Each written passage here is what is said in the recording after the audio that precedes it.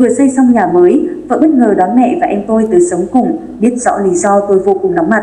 Ngày hôm qua là ngày nghỉ, lúc tôi đi tập thể dục buổi sáng về, tôi sửng sốt thấy mẹ và em tôi cùng với rất nhiều đồ đạc để trước cửa nhà. Tôi nóng mặt hỏi mọi người đến nhà có việc gì, sau đó liền mang hết đồ bỏ ra cổng.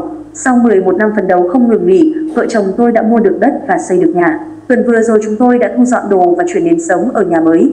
Từ nay gia đình tôi đã thoát được cảnh phải đi thuê phòng trọ. Ngày hôm qua là ngày nghỉ, lúc tôi đi tập thể dục buổi sáng về, tôi sửng sốt thấy mẹ và em tôi cùng với rất nhiều đồ đạc để trước cửa nhà. Tôi nóng mặt hỏi mọi người đến nhà có việc gì, sau đó liền mang hết đồ bỏ ra cổng. Vợ tôi đi chợ về, thấy cảnh này vội mang đồ của mọi người chuyển vào nhà. Cô ấy nói hoàn cảnh của mẹ và em trai tôi hiện tại vô cùng khó khăn, không có chỗ nương tựa, tôi là con sao lại không giúp đỡ. Tôi quát vào mặt vợ, ngày em mới về làm dâu, chính mẹ đã hắt hủi em ra ngoài đường đó. Bà đã bán đất của gia đình đi theo dượng.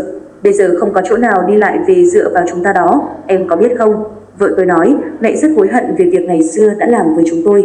Bây giờ mẹ bị dượng bỏ rơi, em trai tuy không cùng cha thì cũng cùng mẹ. Vợ tôi không đành lòng nhìn thấy mẹ và em tôi lang thang trên đường nên cô ấy đã đón về. Từ lâu tôi đã cắt đứt tình cảm với người mẹ bạc bẽo này nên dù vợ nói thế nào tôi cũng không đồng ý. Vợ tôi nghẹn ngào nói em trai tôi bị dị tật, có lớn nhưng không có khôn. Hơn 1 năm nay mẹ đã phải đưa em khắp nơi để ăn xin, sống nhờ vào lòng tốt của mọi người. Là người ngoài họ còn giúp đỡ mẹ, huống chi mẹ đã sinh ra tôi và nuôi dưỡng thành người. Chẳng lẽ tôi lại cố chấp sai lầm của mẹ mà đối xử bạc bẽo với bà ư? Bây giờ chúng tôi sống trong nhà cao cửa rộng mà lại để mẹ và em ăn xin ngoài đường sao?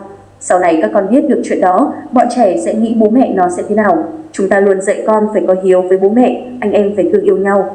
Vậy mà chúng ta lại không thể thực hiện thì sao làm gương cho con được? Những lời vợ nói quá đúng, dù tôi rất hận mẹ nhưng tôi không thể để bà và em mình khổ được nữa.